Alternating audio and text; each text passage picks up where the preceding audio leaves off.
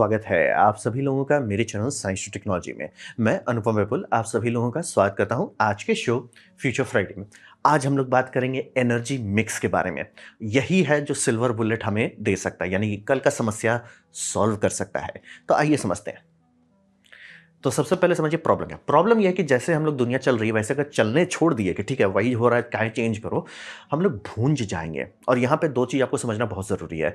हमारे पास अब इतना डेटा आ चुका है कि प्लैनेट वार्म अप हो रहा है, इसका सैटेलाइट डेटा अलग अलग एजेंसी में, यानी कि इसरो के पास भी जाइएगा तो भी वो 10 से 20 साल का डेटा निकाल के दे देंगे, नासा के पास जाइएगा वो 50 का निकाल के देंगे, रॉसकॉस्मोस के जाएंगे अगर वो यूएसएसआर का डेटा रखे हुए हैं तो आपको वहाँ पे भी मिल जाएगा। तो डेटा सॉर्टेड है, मतलब फॉसल फ्यूल का कंजम्पशन और प्लेनेट का गर्म होना ये अब सॉर्टेड है, ये हमें दिख रहा है। तो ये एक समस्या बनता है। और यहाँ पे आपको एक चीज़ समझना बहुत ज़रूरी है।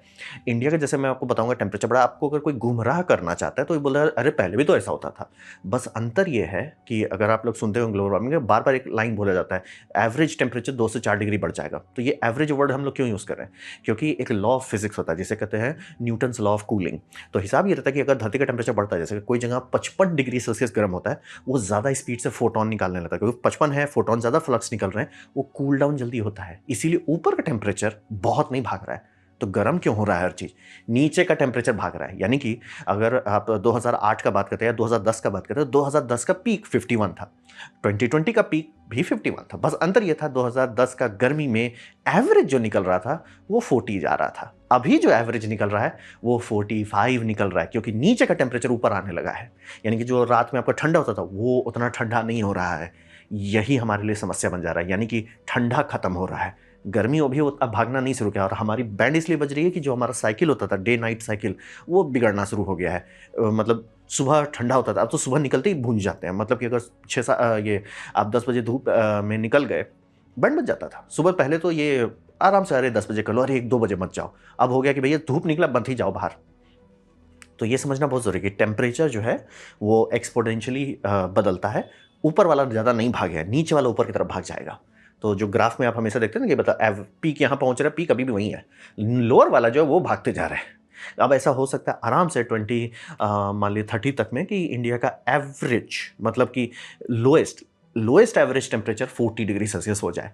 वो समस्या है हमारे लिए। तो अगर हम लोग सुधार नहीं किए, मतलब ये सब चिमनी पे तुरंत असर ब्रेक लगाना शुरू नहीं किए, हम लोग भुंज जाएंगे।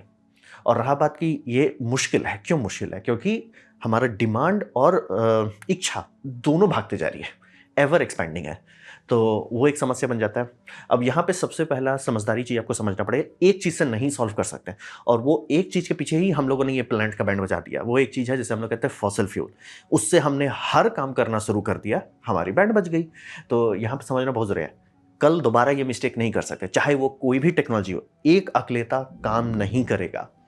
तो हम लोग को वही है, और हर किसी का क्वालिटी ऑफ लाइफ आपको बढ़ाते जाना है। यानी कि अगर पुराने ज़माने में, जैसे मान लीजिए कि हमारे पापा मम्मी के ज़माने में पर बंदे के पास 1 किलोवाट का डेली कंजम्पशन आराम से अफोर्ड हो सकता था, हमें कल को वो 100 चाहिए, उसके बाद 1000 चाहिए। वो सब हमें बढ़ाते रहना है, रुकना नहीं है, यू टर्न नहीं मारना है सिविलाइजेशन में, आगे ही जाना है। कैसे करना है वही सॉल्व करना है।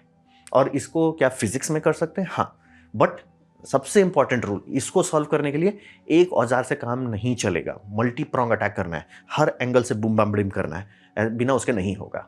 तो आइए अब उसको समझते हैं। तो अब बात करते हैं इलेक्ट्रिसिटी का। तो इलेक्ट्रिसिटी में हमें क्या चाहिए? 3 चीज चाहिए, चीप, अबंडेंट, अवेलेबल। चीप का मतलब होता है इसको लगाने में आप लूटेंगे नहीं। अबंडेंट का मतलब होता है जितना आप चाह रहे हैं उतना तक आप स्केल कर सकते हैं। फिर अवेलेबल का मतलब होता है कि 24 घंटा मिले आपको। ठीक है, अब इसमें बात करते हैं सोलर का। तो सोलर आता है चीप, सबसे चीप है, आप लोगों के घर के छत पे लगा सकते हैं, इससे सस्ता नहीं हो। अबंडेंट, अगर इंसानियत का जैसे मतलब इंडिया का आप लेते हैं, इंडिया में जितने ह्यूमन मेड स्ट्रक्चर है, मतलब कोई भी जंगल को आप मत छुइए, कोई भी पहाड़ वहाड़ में जितने ह्यूमन मेड स्ट्रक्चर, सबके छत पे अगर सोलर लग गया, हमारा पूरा एनर्जी खत्म हो जाए। तो अबंडेंट है, उसमें कोई लिमिट नहीं है। तो चीप भी है, अबंडेंट भी है। तो प्रॉब्लम क्या है? महाराज 24/7 नहीं है। ठीक है, अब आते हैं विंड में। विंड 24/7 है, यानी कि जितने भी ऑफ ग्रिड विंड फार्म लगाए जाते हैं और ऑफ शोर विंड फार्म रहते हैं, आराम से वो 24/7 चलते हैं। लेकिन वो सस्ता नहीं होता और स्टेबल नहीं होता, यानी कि वो आपको अवेलेबिलिटी दे जाए कि यानी आपके ग्रिड में हमेशा इनर्शिया रहेगा, बल्ले बल्ले। महंगा है लेकिन अबंडेंट नहीं है, यानी कि उसको बड़ा बनाना बहुत मुश्किल है, बहुत खर्चा होता है कि, और टरबाइन छोटे यूजलेस होते हैं, मतलब कि अगर आप 2 या 5 मेगावाट का विंड टरबाइन बना रहे हो वो यूजलेस है, इसीलिए आप छोटे टरबाइंस नहीं देखते, छोटे सोलर पैनल देखिएगा, छोटा विंड टरबाइन कोई नहीं बनाता है, कारण वही है, विंड टरबाइन बनाने में ही कार्बन फुटप्रिंट बहुत आता है, जब आप उसे बड़ा बनाते हैं तब आपको यूनिट ऑफ स्केल का फायदा मिलने लगता है।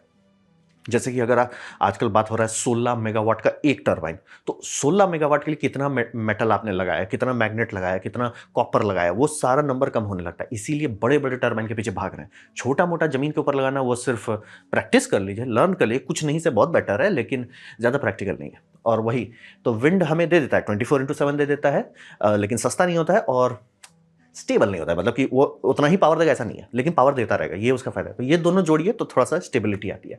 अब इसमें हाइड्रो डाल दीजिए, जो हमारे नदी लोग हैं, हाइड्रो में है आपका 24x7x365, तब तो बल्ले बल्ले, लेकिन ये लॉन्ग टर्म नहीं होता है। आप बांध बनाते हैं, सारे नदी का एक टाइमर शुरू हो जाता है, 30 साल में नदी गायब हो जाएगी। जैसे कि अभी इंडिया में स्टैचू जो बनाया गया, यूनिटी स्टैचू, उसी के बगल में एक डैम बनाया गया, वो जगह पूरा खाली हो चुका है, सूख चुका है। जैसे कि डैम से नदी सूखते हैं, ये सारे जियोलॉजिस्ट को पता है, ये सारे हाइड्रोलॉजिस्ट जिनका काम होता है, जिसको सरकार हायर करती है कि सर हम यहाँ डैम बनाएंगे, आप बताइए नदी कितने दिन में सूखेगी, उनको बस बताना होता है कि 30 साल के बाद सूखेगी, उससे पहले नहीं सूखना चाहिए, जनरली यही होता है। तो जैसे चाइना है, धड़धड़ा के डैम सुना है, लोग चिल्लाते रहेंगे सर बनाते जाइएगा, जैसे 3 गॉर्जस डैम बनाइएगा, खत्म हो जाएगा, नीचे हो गया, सूखा आ गया। वैसे वैसे चीज़ दिख रहे हैं, मतलब ब्रिज आप देखिए, सबसे आसानी से आप कैसे देख सकते हैं कि नदी सूखा है, ब्रिज अगर बना हुआ है उस पर, अगर ब्रिज बनाया गया कि एकदम हाई फ्लो फ्लडिंग के लिए, इंजीनियर्स ब्रिज के उसके हिसाब से बनाते हैं, उतना खर्चा उसी के हिसाब से था, फिर देख रहे भैया पानी ही नहीं है ही नहीं पानी, तो वही तो बांध को हम लोग लॉन्ग टर्म नहीं यूज कर सकते, और जैसे जैसे गर्मी बढ़ेगी वो एक्सपोनेंशियल है। अब अगर आपको नहीं समझ में आता पानी क्यों सूख जाएगा, आप ये समझिए जो सरफेस एरिया है नदी का नेचुरल, वो इक्विब्रिलियम है, यानी कि जमीन मिट्टी जो है गीली हो चुकी है, एयर फ्लो सॉर्टेड हो चुका है, वो इक्विब्रिलियम है। आप उस पर बैंड लगा देते हैं कि भैया तुमको हम बड़ा सा बना देते हैं, उसमें सोलर रेडिएशन ज़्यादा पड़ रहा है, विंड एक्सपोजर बढ़ जा रहा है, पानी इवेपोरेट एक्सपोनेंशियली, इनपुट तो सेम है लेकिन इवेपोरेट एक्सपोनेंशियली आपने बढ़ा दिया। ये तो एक साइड होगा। डाउन साइड जो पानी पूरा मास रखता था, टेम्परेचर को दबा के रखता था, आपने उसको छोटा कर दिया, वो तुरंत इवेपोरेट हो जा रहा है। नीचे भी आपने सुखा दिया, पीछे भी बॉईल कर दिए, स्वाहा। सारे नदी में होता है। मतलब आप हमारे मतलब दादा लोग के टाइम का बात कीजिए, हमारे पापा लोग के टाइम में बात कीजिए, उन सबके मतलब कहानी में नदी होता था कि भाई नदी, हम नदी तैर के जाते थे। आजकल बच्चे लोग नदी के बारे में बात ही नहीं करते, बचा ही नहीं है। कई सौ नदी होती थी, मेरे को तो पछता ही नहीं, कई सौ नदी कहाँ से, कई सौ ब्रिज बचे हुए हैं। तो इसीलिए हाइड्रो है लेकिन लॉन्ग टर्म नहीं है, यानी कि आप आज बना दो, ऐसा आप नहीं कर सकते कि अरे कल भी रहेगा सर। आधा से ज़्यादा जिस स्पीड से टेम्परेचर भाग रहा है, 15 साल के अंदर ही लोग रोना शुरू कर देंगे।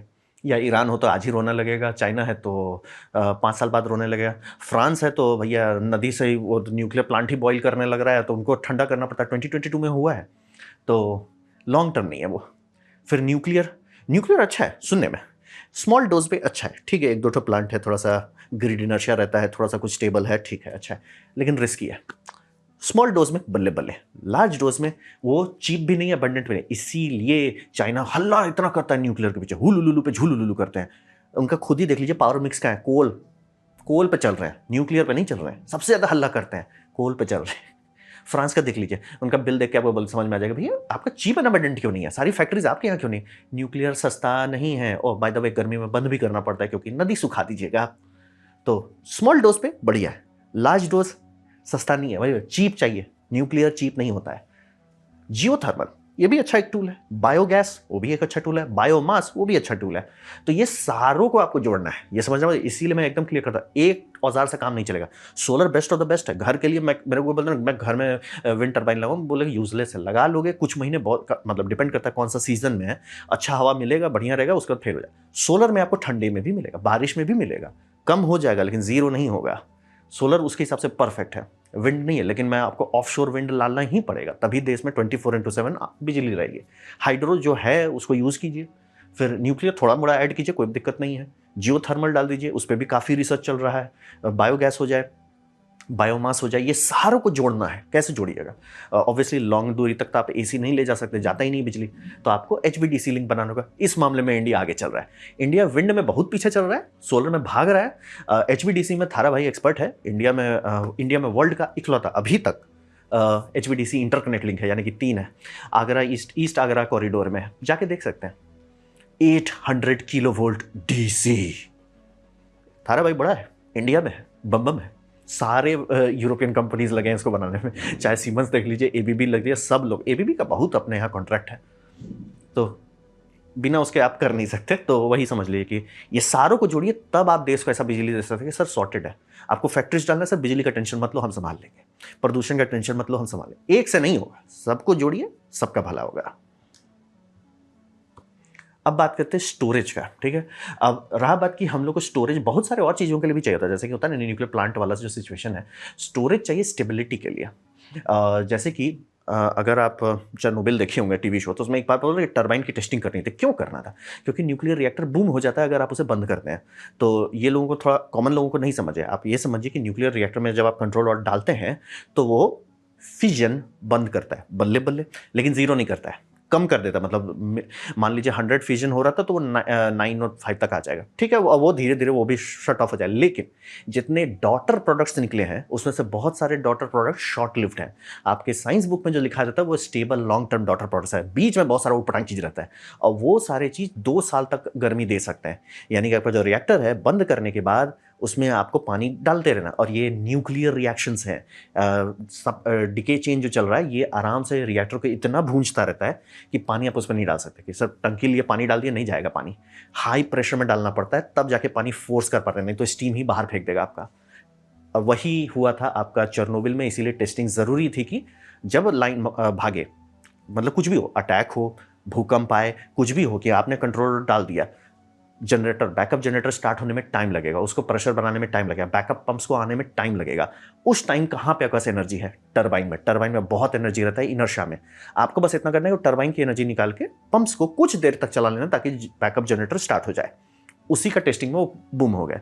फिर आप जाते हैं दाइची पावर प्लांट फुकुशिमा में, वहाँ पे अर्थक्वेक आता है। स्काडा सिस्टम वही करता है जो उसको बनाया गया था कि भैया कंट्रोलर डाल दो, डाल दिया, और उसके बाद फट गया। क्यों फट गया? क्योंकि ये जापानीज ईगो पे चल रहे थे, सारे बैकअप जनरेटर नीचे थे, सुनामी आया, पानी भर दिया, काम खत्म, बैकअप प्लांट बंद हो गया, रिएक्टर बूम। इसीलिए आप लोग देखते हैं स्पेंट फ्यूल को 2 साल तक पानी में रखना पड़ता है, वही है। तो ये समझना बहुत जरूरी है कि हर केस पावर प्लांट आप बनाएंगे जो कि दे भी सकता है, जैसे आप कोल पावर प्लांट भी बनाते हो 24/7 है, न्यूक्लियर बनाते हो वो भी 24/7 है, हाइड्रो तो भी दे सकता है। लेकिन आप हमेशा चाहोगे कि आपके ग्रिड में इतना इनर्शिया रहे, इतना व्यवस्था रहे कि ऑफ करके आप उसे ऑफलाइन कर सको। मेंटेनेंस के लिए, अपग्रेड के लिए ये सब ज़रूरी है, और रेगुलर करना है। ऐसा नहीं होना चाहिए कि नहीं हम पावर प्लांट बंद ही नहीं कर सकते क्योंकि नेगेटिव में चल रहा है ग्रिड, ये आप नहीं करना चाहेंगे। तो एनर्जी स्टोरेज इसीलिए है ग्रिड में, और पहले से बाय द वे ये मॉडर्न टेक्निक नहीं हो, रिन्यूएबल के चलते एनर्जी स्टोरेज चाहिए सर, न्यूक्लियर के चलते आया था। तो बैटरी जो है बहुत अच्छा है स्मॉल स्केल और हाउस के लिए, यानी कि सब लोगों के घर में आप छोटा सा ही बैटरी दीजिए, मतलब कि 5 यूनिट का 5 किलोवाट आवर, 10 किलोवाट आवर निपट जाएंगे। स्मॉल स्केल तक में आप जा सकते हैं, छोटा गाँव को संभाल सकते हैं। फिर आते हैं थोड़ा बड़ा कि सर मेरे को स्टेट को कुछ घंटे के लिए संभालना है। विंड इसीलिए बोला है, विंड कंपलसरी है, 24/7 इनपुट आ रहा है तो अप डाउन हैंडल करना मैनेज हो जाता है। तो उसमें क्लोज लूप पंप हाइड्रो है, जैसे इंडिया में बहुत सारा, ये वेस्ट बंगाल का है। और ये बाय द वे इसका भूत लोगों को क्यों काटा था ये सब बनाने का, वो वही था। न्यूक्लियर में सबको भूत काटा कि न्यूक्लियर करेंगे 1970, जैसे कहते हैं न्यूक्लियर फीवर, तो सबका न्यूक्लियर पावर प्लांट बना दो। सर दिक्कत आ गया कि सर बड़ा बड़ा आप बना दोगे, अगर वो फुल पावर पर नहीं चल रहा है प्रॉफिट नहीं दे पाएगा, मतलब ROI नहीं होगा। छोटा बनाओगे तो पीक हैंडल कैसे करेगा, तब बनाया गया कि ठीक है हम लोग बनाएंगे बेस लोड का कैलकुलेशन, बेस से थोड़ा सा ऊपर। बेस आपका मान लीजिए 1500 मेगावाट आ रहा है, 1600 कर देंगे, ठीक है। और हम लोग ये करेंगे कि दिन भर वो आपका चलता रहेगा, लेकिन जो पीक टाइम है, हाई टाइम है, ये डिस्चार्ज होगा, मतलब कि आपका रिजर्वायर से पानी जाएगा, मतलब आर्टिफिशियल डैम है, करेंगे। रात में जब आपका डिमांड नीचे चला गया है और बेस लोड आप सरप्लस प्रोड्यूस कर रहे हैं, वो रात को पंप करना शुरू करेगा, रात में पंप करेगा, दिन में डिस्चार्ज करेगा। ऐसे करके ये सब 80 साल से चल रहे हैं। और बाय द वे कितना स्टोरेज हो सकता है, जैसे घर वाले के लिए मैंने बताया कुछ यूनिट से लेके कुछ 100 यूनिट तक जा सकते हैं, या मे बी अगर आप थोड़ा सा मीडियम साइज को संभालना चाहते हैं कुछ मेगावाट आवर, वहां तक इकोनॉमिक सेंस होता है। उससे ऊपर जाएंगे पागलपंती हो जाता है। पंप हाइड्रो स्टार्ट होता है 500-600 मेगावाट आवर से, और वो बहुत छोटा वाला बात कर रहे हैं। जो बनाए जाते हैं इंडिया में भी कई गीगावाट आवर का कैपेसिटी रखते हैं। गीगावाट आवर मतलब कि काफ़ी बड़ा हिस्सा दिल्ली का वो संभाल सकते कुछ देर के लिए, वो है। ये दो मेन वही है कि बैटरी को वहीं लगाइए जहाँ सूट करता है। पम्प्ड हाइड्रो है, हम लोग उसी के लिए डेवलपमेंट किए हैं कि भैया ग्रिड को आप संभालो, और आप हमेशा चाहोगे ऐसा हो। मान ली न्यूक्लियर भी हो तो न्यूक्लियर को भी तो था ना कि बंद करेंगे, सब डाउन करेंगे, मेंटेनेंस करेंगे, क्या करोगे उस टाइम में? ये सब बोलेगा थारा भाई संभाल लेगा। फिर इंडिया में बहुत सारे कोल पावर प्लांट है जिसको बंद करना पड़ रहा है, और कल आप चाहोगे करना पड़े ताकि, और अभी बंद होने का मेन कारण सोलर आ गया है। अब बोले सोलर से कोल को क्या लेना है? सर कोयला का दाम भाग रहा है, सोलर का दाम नीचे भाग रहा है, लाइन क्रॉस कर गया है। यानी कि आज के टाइम में सोलर फार्म बनाना सस्ता पड़ रहा है बिजली बेचने के लिए। 24/7 का कोई मतलब नहीं है अगर आप खरीद ही नहीं सकते हैं। तो उस सब कोल पावर प्लांट पे जो अरबों खर्च कर दिए उसका क्या करें? थारा भाई अहमदाबाद में है, सॉरी आसनसोल में, यहाँ पे E2S पावर है। हिसाब वही है कि हमने अपने टरबाइन डाल दिया है, टर्बो जनरेटर डाल दिया है, सब स्टेशन डाल दिया है, तो सिर्फ कोल को फेंको, वहाँ पे आप ग्राफाइट ब्लॉक डाल दो। दिन के टाइम में जब सोलर एकदम दबा के बिजली दे रहा है, ग्राफाइट ब्लॉक हीट कर लो और उससे टरबाइन चलाना स्टार्ट कर दो। रात को वो ग्राफाइट ब्लॉक ठंडा होता रहेगा, आपका टरबाइन से बिजली निकलता रहेगा।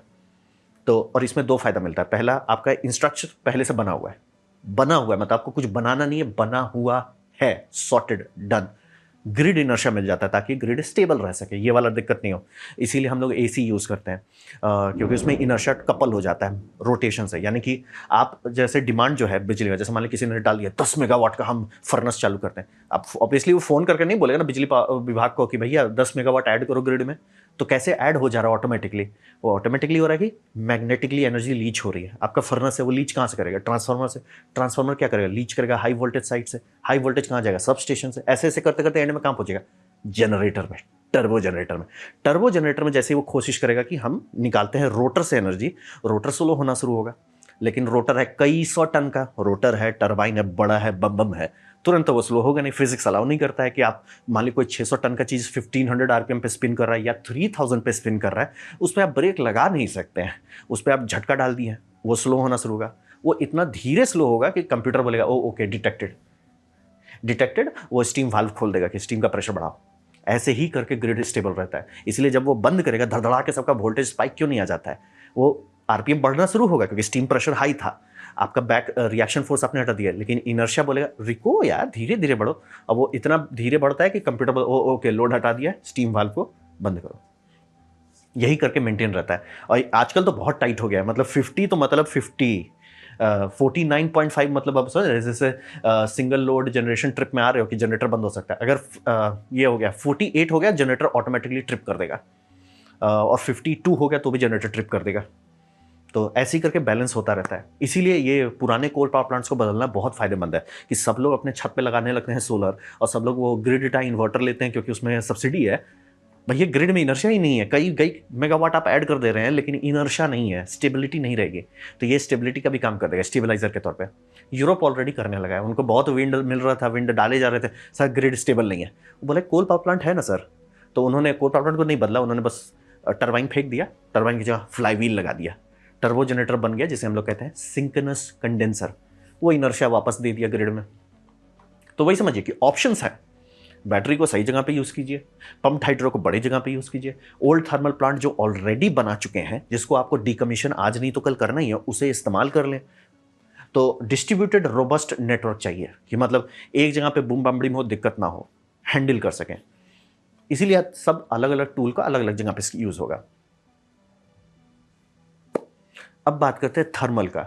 यहाँ पे हमें एक चीज़ समझना होगा कि दुनिया का मेजॉरिटी एनर्जी जो है वो थर्मल एनर्जी में ही बदल दिया जाता है, चाहे वो ठंडा करने में हो चाहे गर्म करने में हो। तो हम लोग को वही समझ में आएगा कि डायरेक्ट स्टोर करो। जैसे कि आप बोलते हैं स्टील प्लांट है, उसको मान लीजिए 1500 डिग्री सेल्सियस गर्मी चाहिए, तो उसको बिजली नहीं चाहिए, उसको 1500 डिग्री सेल्सियस गर्मी चाहिए, उसे आप ग्राफाइट में स्टोर कर लो।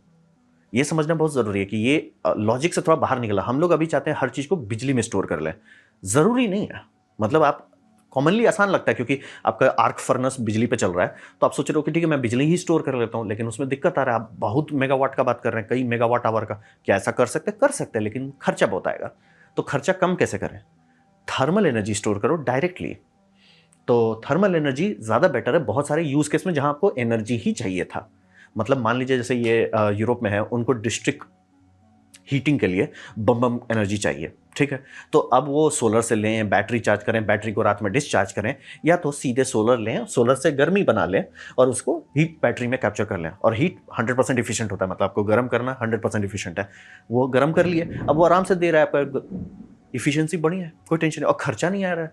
ये मतलब एक स्ट्रक्चर बनाना, खर्चा नहीं है उसमें आप एक बार बना ली, कोई टेंशन नहीं। और ये सब इस तरह के ज्योमेट्री में एक फायदा होता है, आप जितना बड़ा बनाते जाएंगे surface area to volume ratio better हो जाता है। यानी कि आप बाहर इंसुलेशन एक्स लगाइए और वही छोटे टब में एक्स लगाइए, जमीन आसमान का अंतर आ जाएगा। एक को बहुत टाइम लगेगा ठंडा होने में, मतलब एनर्जी लॉस होने में। एक्सपेरिमेंट आप कर सकते हैं, मतलब एक जितना छोटा आपके पास स्टील का कप है उसमें गर्म पानी डालिए, और जितना बड़ा स्टील का बाल्टी ही हो तो उसमें गर्म पानी डालिए, सेम 100 डिग्री सेल्सियस का गर्म पानी डालिए। देखिए छोटे वाले में तुरंत ठंडा हो जाएगा, जबकि पानी सेम था, मटेरियल का कंडक्शन भी सेम था, बस अंतर वही है surface area to volume ratio.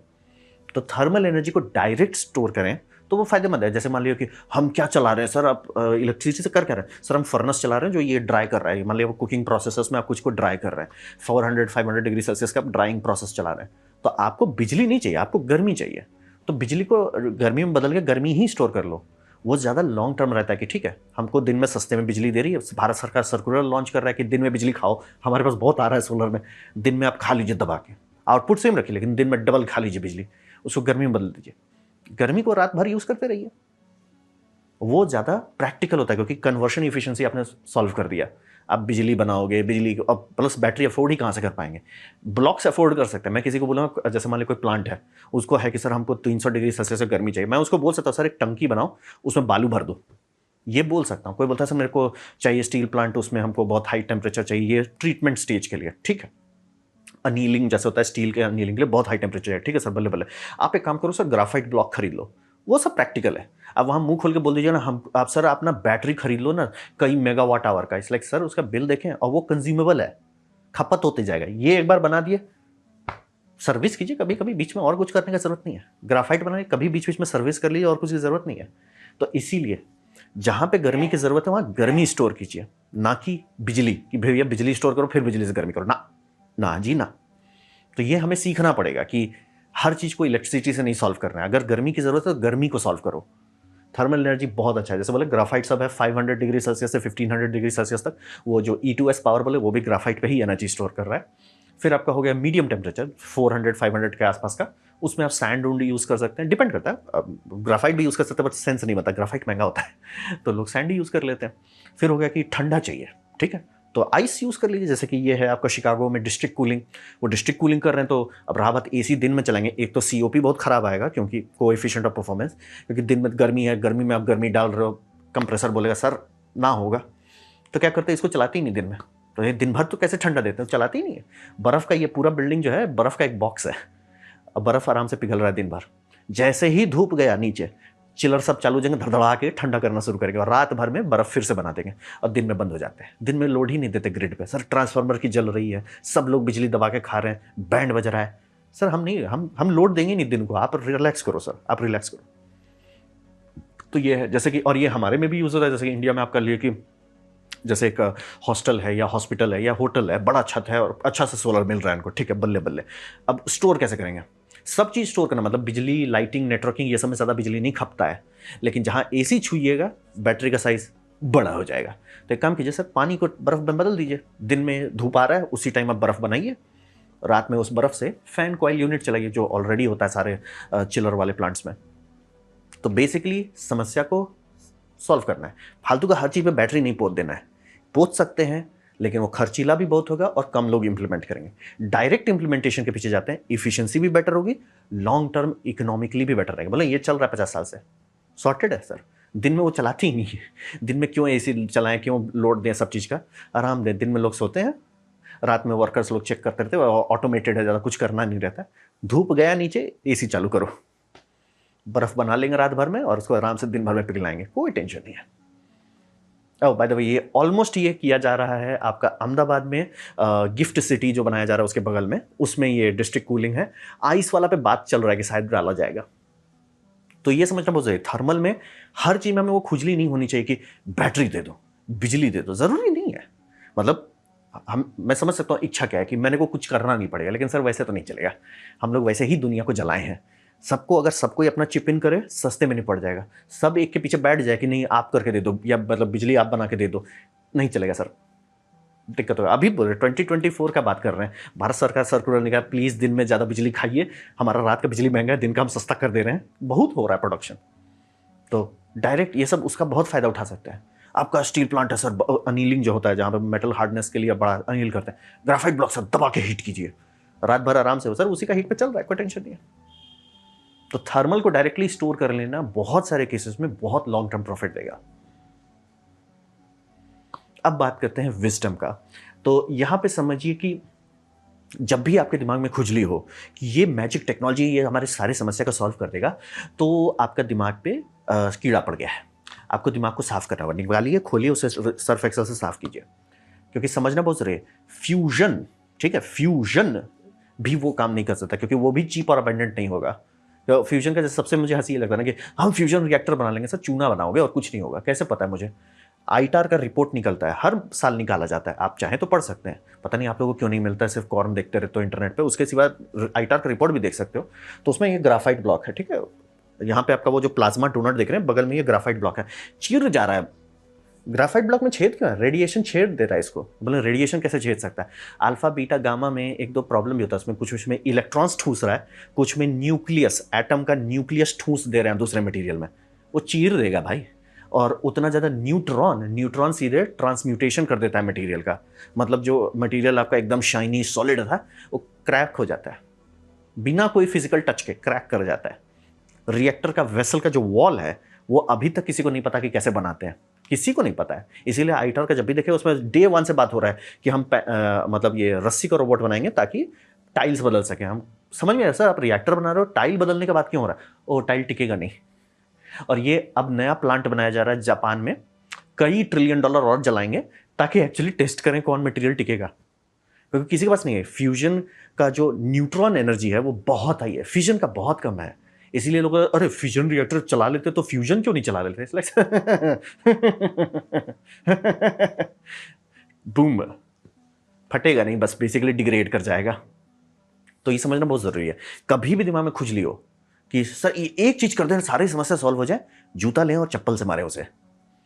फिर वॉर इज रियल, मतलब कि ये चेरनोबिल का कॉफिन है, इस पे बूम किया गया, किसने किया, क्यों किया, बट हुआ। तो अब बात हो रहा है कि फिर से मतलब बिलियंस ऑफ डॉलर जमा कीजिए ताकि इसको रिपेयर किया जाए, ताकि इसको सील कर सकें। फुकुशिमा में भी अगर आप देखेंगे, जब उसका ये कर दिया, क्या बोलते हैं, इवैक्यूएशन किया गया, कितना खर्चा है, जितना उस प्लांट का प्रॉफिटेबल वैल्यू नहीं था उससे ज्यादा खर्चे में लॉस हो गया एक उप्स में। 3 माइल आइलैंड में भी वही हुआ, भले उसमें तो फटा भी नहीं था, 3 माइल आइलैंड फटा भी नहीं था तो भी वही नुकसान किया। तो बात वही है, वॉर रियल है, इंसान में प्रॉब्लम है। जैसे कि ये E.O. विल्सन का डायलॉग सबसे बेस्ट है, the real problem of humanity is following, we have paleolithic emotion, medieval institution and god like technology. Nuclear technology में कोई प्रॉब्लम नहीं है, फिजन में प्रॉब्लम नहीं है, प्रॉब्लम हमारे में है। हम लोग एक दूसरे को बूम बम करने के पीछे बहुत ज्यादा भागते हैं। आप बनाते जाओगे न्यूक्लियर पावर प्लांट, कोई टेररिस्ट बोलेगा अरे सर, अब बोलेगा ऐसा नहीं होता है, होता है सर, होता है, ऐसा नहीं होगा, इसलिए सर होगा। ये बाय द वे, ये सब न्यूक्लियर वेस्ट को कई कई कई 100 साल तक संभालना है। जैसे बोलते हैं ना, अरे थोरियम वाले सिस्टम में सिर्फ 1000 साल तक संभालना है। सर एक देश बता दो जो 1000 साल पुराना है। चर्च जो था 1000 साल पहले और चर्च जो अब है 1000 साल बाद, पचेगा नहीं दोनों में क्या चेंजेस हो गए।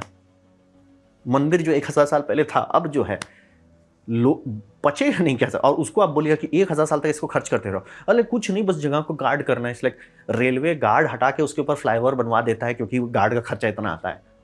और आप बात कर रहे हैं कि 10,000 साल तक आप खर्च करोगे कि रेडियो एक्टिव वेस्ट। हम लोग CO2 से संभाल नहीं पाए एटमोस्फेयर में, बात कर रहे हैं। एस्बेस्टस तो हटाया नहीं जा रहा है इंडिया से, आप बात कर रहे हैं न्यूक्लियर रिएक्टर। तो वही है, मैं एकदम क्लियर करता हूँ, ह्यूमन नेचर जो है वो रियल है, हर कोई कॉस्ट कटिंग करेगा। और इसलिए मैं बार बार ROI पे जाता हूँ। वेपन्स पे हम लोग उप्स नहीं करते, क्योंकि वो दूसरे को फोड़ने में काम आता है। पावर प्लांट पे लोग धांधली करेंगे, धांधली होगा। तो यही, और ये रियलिटी है। मतलब मैं समझ सकता हूँ लोगों का इच्छा कि ये एक चीज हो जाता ना सर, सारा समस्या सा। वैसे ही हम लोग कुआं में कूदे हैं, दोबारा उस कुआं में नहीं कूदना है। इसीलिए मैं सोलर का बहुत बड़ा फैन हूँ, लेकिन इसलिए नहीं बोलता कि हर चीज सोलर पे कर दो। भैया बायोगैस भी होना चाहिए, थर्मल भी होना चाहिए, जियो थर्मल भी होना चाहिए, विंड होना चाहिए, जितना फैला के रखेंगे उतना सुकून से लॉन्ग टर्म टिक पाएंगे। जैसे आपके शरीर में एक ऑर्गन नहीं है जो सारा काम करता है, अलग अलग ऑर्गन अलग अलग काम करते हैं, मिल बांट के आपको तगड़ा बनाते हैं। तो वही करना है, डिस्ट्रीब्यूटेड, इंडिपेंडेंट, लो कॉस्ट।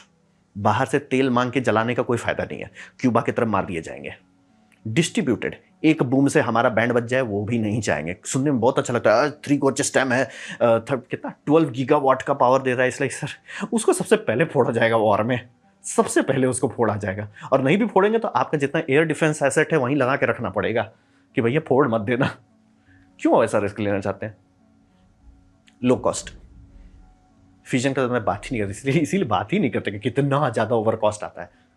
और वही है, ये सब नॉन निगोशिएबल है, आपको इसके अंदर ही काम कर, इंसानी नेचर के अंडर का। बोला ना कि प्लियोथिक इमोशन है, हम लोग अभी भी मंकी लेवल का इमोशन पे चलते रहते हैं, कोई दिक्कत। और इंस्टीट्यूशन वो तो अभी तो बोले, मतलब सबको मैथमेटिशियन को पता था कि जो वोटिंग सिस्टम है देश को चीर देगा, 200 साल से पता है, मैथ बुक में लिखा जा रहा है।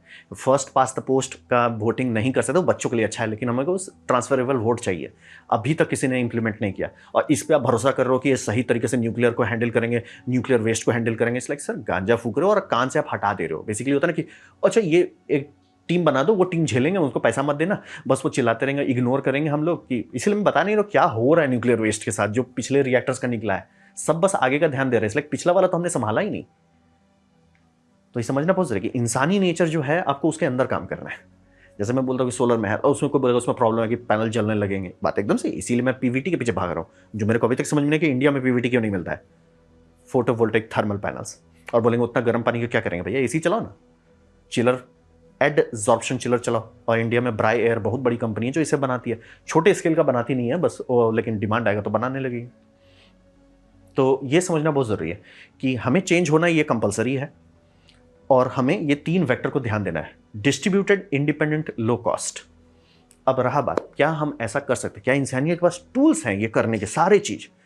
शुद्ध भाषा में हाँ, कब का है, आदम जमाने से बना के बैठे हुए हैं। बस बात है कि क्या हम लोग करेंगे कि नहीं। या तो हुलू लुलू करके आप देश को बर्बाद कर सकते हैं, या तो एक्चुअली इस समस्या का समाधान कर सकते हैं, ये आप पे है। तो मैं एकदम क्लियर करता हूँ, टेक्नोलॉजी का कोई प्रॉब्लम है, बिचिंग जो लोग कर रहे हैं वो बिचिंग कर रहे हैं, कुछ नहीं है। टेक्नोलॉजी सारे हैं, इकोनॉमिकली भी सारे हैं, बस आपको विजडम डालना है कि सर एक के पीछे मत भागो, डिस्ट्रीब्यूट करो, फैलाओ, अलग अलग लोगों को लाओ, अलग अलग ह्यूमन साइकोलॉजी को अलग अलग तरीके से मैनेज करो, तब जाके होगा। साइकोलॉजी का प्रॉब्लम है, इकोनॉमी का नहीं है, इंजीनियरिंग का नहीं है। अगर जैसे मान लीजिए कोई पावर प्लांट का मैनेजर बोला नहीं हम बैटरी लेंगे, हमको बिजली ही चाहिए, आप उसका कुछ नहीं कर सकते। लेकिन जो सीखने वाले समझदार वाले, ठीक है तो आप चाहते हो कि हम बिजली से गर्मी बनाएं, वो गर्मी एक बफर में जाए, बफर से हम गर्म करें, ठीक है हम ट्राई करके देखते हैं। उसमें दिक्कत होगा, ऑब्वियसली दिक्कत होगा, लेकिन 1-2 बार करने के बाद कोई शॉर्ट हो जाएगा, टेक्नोलॉजी डेवलप, फिर ठीक है सर, अरे दिन में हम चार्ज कर लेते हैं, रात भर चलता रहता है, तो 24/7 को जो फर्नेस चाहिए वो भी मिल जाएगा। और देश को ये नहीं होगा भैया कई गीगावाट का आप वो बनाओ, पम्प हाइड्रो बनाओ या बैटरी बनाओ, क्योंकि जैसे ऐसे सब लोग बिहेव करते हैं, बैटरी तो फ्री है एकदम, पर्यावरण में तो कोई नुकसान ही नहीं होता बैटरी बनाने का। भैया ग्राफाइट बना लो, सस्ता पड़ता है, खोद के निकाल लो, कोयला सही बन जाता है। तो मेन वही है, विजडम चाहिए, और ये आपको इंसानियत को समझना पड़ेगा। मैं बार बार न्यूक्लियर के अगेंस्ट इसलिए नहीं जाता हूं कि टेक्नोलॉजी में प्रॉब्लम है, इंसानियत में प्रॉब्लम है, इसलिए इसे नहीं यूज कर सकते। अब बोल रहे हैं फ्यूजन, तो ऐसा हंसी आता है कि अब आप प्लांट बना रहे हैं, अब आप जापान में जाके प्लांट बना रहे हैं, 20 साल से $1 बिलियन जलाए जा रहे हैं, और अब जाके आप प्लान, हर दिन $1 बिलियन चल रहा है, मतलब ऑलमोस्ट सालाना बिलियन प्लस खा जा रहे हैं, अब जाके बना। अच्छा एक्चुअली कोई प्लांट तो बनाओ, चेक करो कोई मटेरियल टिकेगा कि नहीं। शुद्ध जवाब, कोई नहीं टिकेगा, सस्ते में तो नहीं टिकेगा।